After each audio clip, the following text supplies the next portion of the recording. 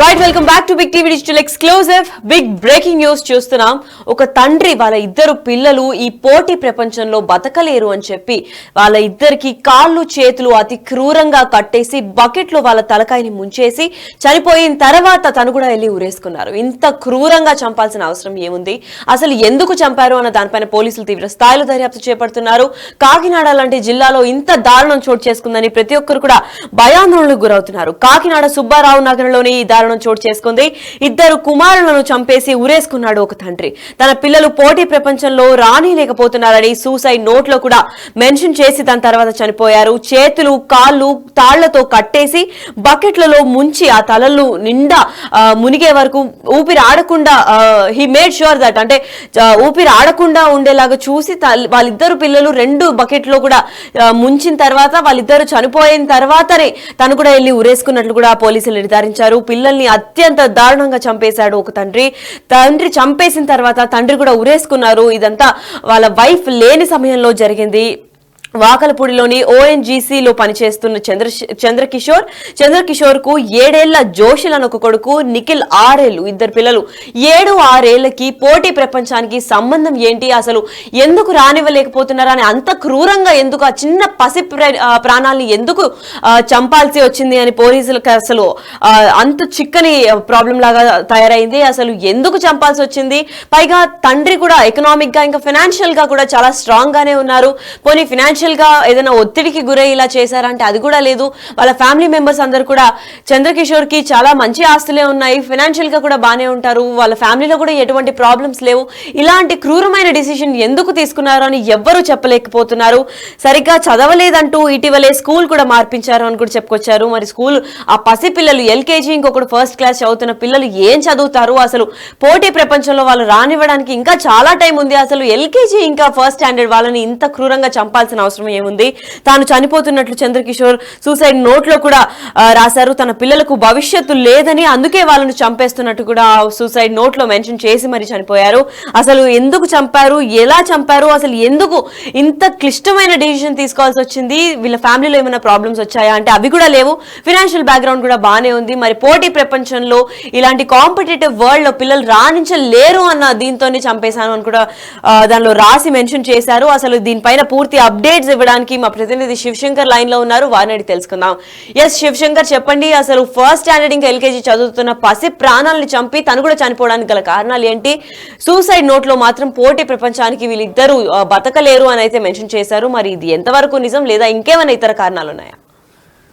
లక్ష్మి, చూసుకున్నట్లయితే కాకినాడ రూరల్ నియోజకవర్గంలో ఈ ఘటన అయితే చోటు చేసుకుంది. అయితే ఎవరైతే చంద్రకిషోర్ ఓఎన్జీసీలో వర్క్ చేస్తున్నాడో తన ఇద్దరు పిల్లల్ని కూడా అత్యంత పాశవికంగా కాళ్ళు చేతులు కట్టేసి ఆ బకెట్ లో ముంచి వాళ్ళు ఊపి ఆగే వరకు కూడా ఉంచి తర్వాత తాను కూడా ఆత్మహత్య చేసుకున్నట్లుగా అయితే పోలీసులు చెప్తున్న పరిస్థితి కనిపిస్తుంది. అయితే పోలీసులు దీనిపై ఒక అనుమానాలు కూడా వ్యక్తం చేస్తున్నారు. ఎందుకంటే చంద్రకిషోర్ కాళ్ళు కిందకి ఆనే ఉన్నాయి, కానీ నాలుక కూడా బయటికి రాలేదు, తను ఉరి వేసుకుని చనిపోయాడా నిజంగానే, లేదా ఎవరైనా చంపేసి ఇదంతా సూసైడ్ నోట్ రాసినట్లుగా చిత్రీకరించారా ఏంటి అనే దాని ఆ కోణంలో కూడా పోలీసులు ఎంక్వైరీ చేసిన పరిస్థితి కనిపిస్తుంది.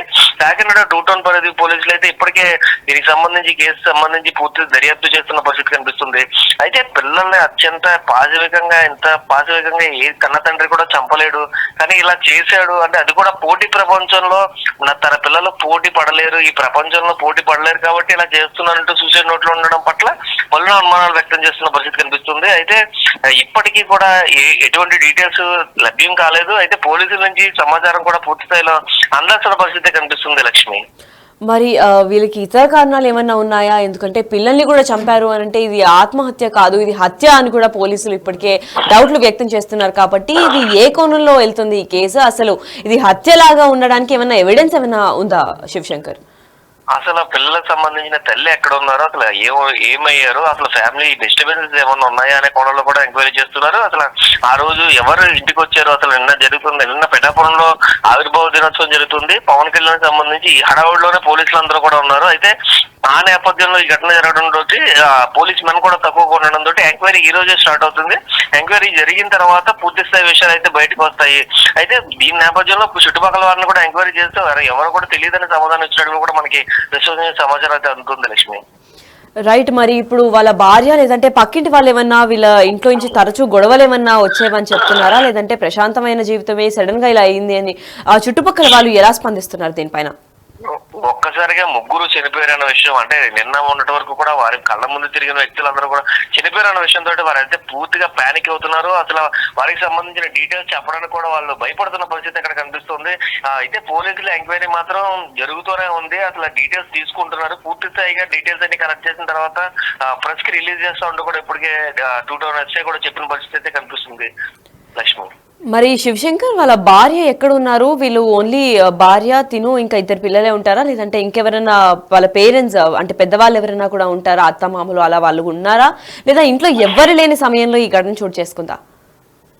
ఇంట్లో ఎవరు లేని సమయంలోనే ఈ ఘటన అంతా చోటు చేసుకుంది. కానీ ఇంట్లో ఎంతమంది ఉన్నారు, ఎవరు ఉంటారు అనేది చెప్పడానికి కూడా చుట్టుపక్కల వారు అందరూ కూడా ఇష్టపడిన పరిస్థితి కనిపిస్తుంది. అంటే చెప్తే ఏం జరుగుతుందో, అసలు ఎందుకు ఇలా జరిగిందో అనే ఒక సందిగ్ధంలో వారు కూడా ఉండిపోయారు. ఎందుకంటే అంత చిన్న పిల్లల్ని అంత పాజిటివ్గా చంపాల్సిన అవసరం ఏమొస్తుంది, ఎవరికి వస్తుంది అనేది కోణంలో కూడా మీరు మొత్తం పానిక్ అవుతున్న పరిస్థితి అక్కడ కనిపిస్తుంది. ఆ సుబ్బారావుపేట మొత్తం కూడా ఒక భయాందోళనకు గురయ్యి వారందరూ కూడా చెప్పడానికి కూడా ఇష్టపడట్లేదని కూడా మనం క్లియర్ గా చెప్పుకోవచ్చు Lakshmi. Right. Thank you so much for the information, Shiv Shankar.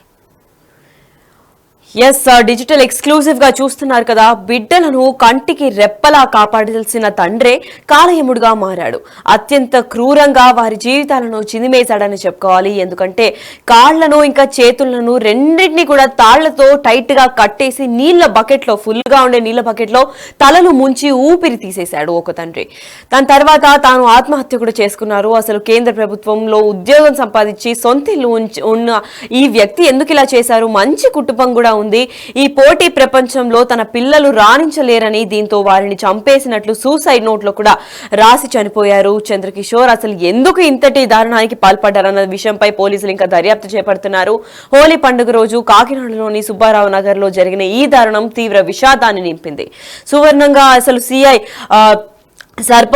CI Peddaraju కూడా ఈ కథనం మేరకు అసలు పశ్చిమ గోదావరి జిల్లా తాడేపల్లిగూడానికి చెందిన వానపల్లి చంద్రకిషోర్ గా కూడా గుర్తించారు. కాకినాడ జిల్లా వాకలపూడిలోని ఒక చిన్న కార్యాలయానికి సంబంధించి ఓఎన్జీసీలో కూడా పనిచేస్తున్న ఒక అసిస్టెంట్ అకౌంటెంట్ గా కూడా, అకౌంటెంట్ అంటే మంచి జీతగాలే అయి ఉంటారు. దాని తర్వాత మంచి ఫ్యామిలీ, ఇద్దరు పిల్లలు, ఇద్దరు మగపిల్లలే కావడంతో ఇద్దరు మంచి చిన్న ఫ్యామిలీ కూడా ఉన్నారు. ఆస్తులు కూడా బాగానే ఉన్నాయని కూడా చెప్పుకుంటూ వచ్చారు. మరి ఎందుకు ఇంతటి దారుణానికి పాల్పడ్డారు అని చెప్పి ఎవ్వరికి అసలు ఆన్సర్ చిక్కని సమస్యలాగా మిగిలిపోయింది ఇది. అసలు ఎందుకు చేశారు, ఏంటి, అసలు ఎవరు లేని సమయంలో అసలు ఇది హత్య లేదా ఆత్మహత్య అని కూడా ఇంకా తేలాల్సిన విషయంగానే కనిపిస్తోంది. ఎందుకంటే నగరంలోని ఓ ఫ్లాట్ లో నివసిస్తూ ఉన్నారు ఈ కుటుంబంలో. అతని భార్య తనుజ గత కొన్ని సంవత్సరాల కింద పెళ్లి చేసుకున్నారు. అయితే తనుజను పెళ్లి చేసుకున్న తర్వాత 1వ తరగతి చదువుతున్న జోషిల్, అంటే ఆ అబ్బాయికి 7 సంవత్సరాలు ఉంది జోషిల్ కి. తర్వాత యూకేజీ చదివే నిఖిల్ 6 సంవత్సరాల పిల్లోడు కూడా ఉన్నాడు. అయితే జోషిల్ ఇంకా నిఖిల్ ఇద్దరు కూడా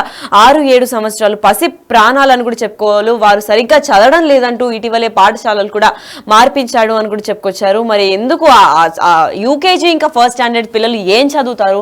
వాళ్ళు ఎందుకు అంత ప్రెషరైజ్ చేసి చదువు గురించి, అంత పోటీ ప్రపంచానికి వాళ్ళకి ఏం సంబంధం ఉంది? ఇంకా స్కూలింగ్ కూడా, అసలు ప్రీ ప్రైమరీ కూడా కంప్లీట్ కానీ పసి పిల్లలకి ఇంత క్రూరంగా ఎందుకు చంపాల్సి వచ్చింది? స్కూల్ ఎందుకు మార్పించారు?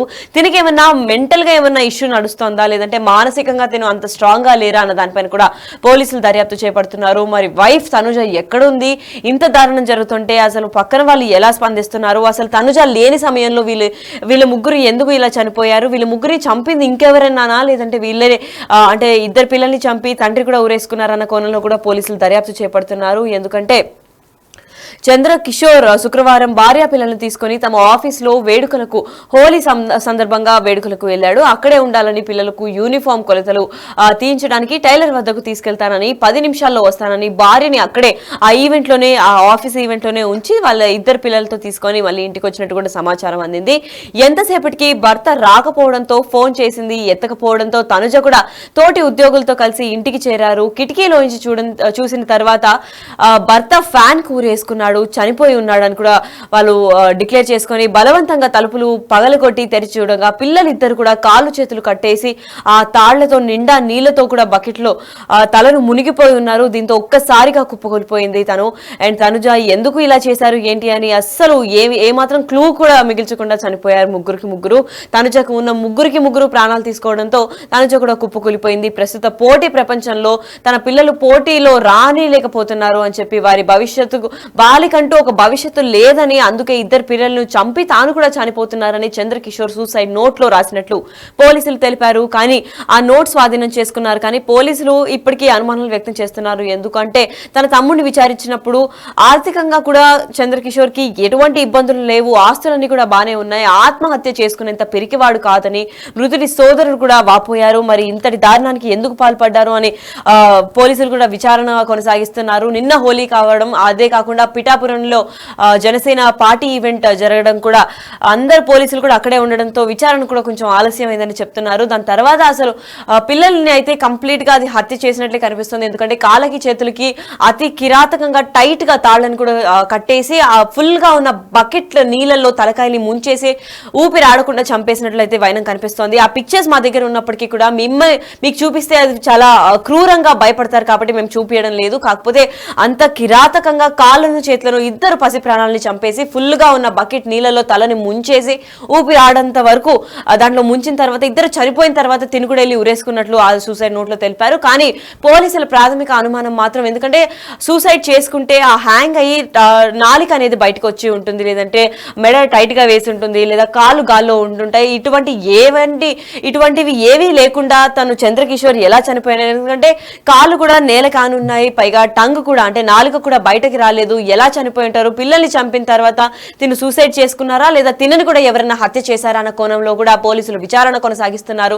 మరి ఇంతటి దారుణం కాకినాడ జిల్లాలో చోటు చేసుకుంది కాబట్టి దీని తర్వాత పోలీసుల విచారణ అనంతరం ఏది నిజం, అసలు తనుజ ఎక్కడికి వెళ్ళింది, ఇంత జరిగిన తర్వాత ఇప్పుడు తనుజ ఎక్కడికి వెళ్ళింది, అసలు తనుజకి ఎవరైనా తెలుసా, లాస్ట్ కి వాళ్ళ ఇంటికి ఎవరు వచ్చారు, అసలు ఇంట్లో ఇంతటి దారుణం చేసుకుంది అంటే చుట్టుపక్కల వాళ్ళు ఎవరు ఏం స్పందించలేదా, ఇంకెవరైనా వచ్చారా అని సీసీటీవీ ఫుటేజ్ కూడా సేకరించే నేపథ్యంలో పోలీసులు విచారణ అనంతరం ఒక క్లారిటీ వచ్చే అవకాశం అయితే కనిపిస్తోంది.